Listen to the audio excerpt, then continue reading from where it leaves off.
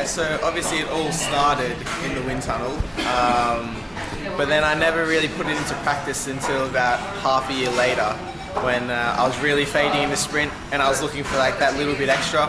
So then I went into my aero position and then it was Patrick Bevan that was coming around me.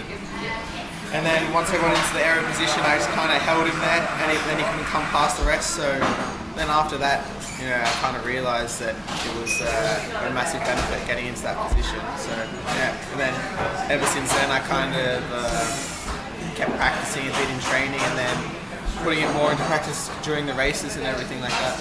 Okay. So I asked if Caleb would sprint that way had it not been for the wind tunnel sessions. Can you explain that one? Basically, everyone knew that sprinting aero would be faster than obviously sprinting upright because obviously the aerodynamic benefits you get from sprinting aero is much higher. But it wasn't actually until you got into the wind tunnel that you saw how much of a benefit it made.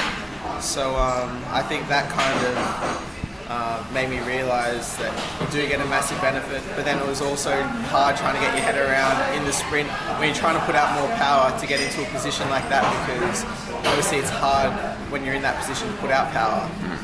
So practicing all that, and then during the sprint when you don't have much time to think, if you're thinking like most of the time you're thinking, I need to get more power out, so you come up higher and try to get the power out. So it was trying to switch your mind around to getting lower to get sort of keep the speed going.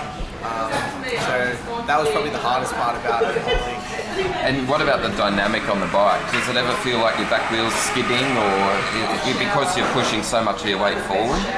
No, I don't feel it at all. Like I've seen pictures and some videos of me sprinting like that, and it looks way more extreme, I think, on the video than it actually feels on the bike. Like it feels, at the moment, it feels kind of natural to go into that position and feels safe. But then I see videos and photos and it looks, really extreme. But at the moment, it feels pretty safe. Yeah. You say you're only over the bars for really effectively a couple of seconds. When you are there, your head is down. Do you almost look at the tyre? What do you see? What's the vision you have?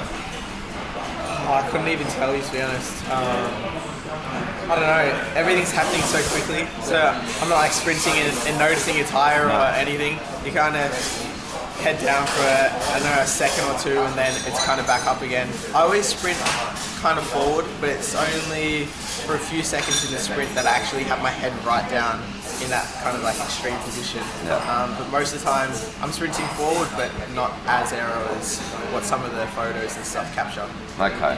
And then just lastly, because people love it, but the wattage from the crit was around 1500, and the wattage from the road race in the heat yesterday, what was that? I think I saw on my SRM maybe 13,500, so yeah, not that many. 13,500. Yeah, 100, sorry, yeah. Jeez, When you get to 13,000, I'll be winning by a lot more. Yeah. Thanks for the explanation. Thanks.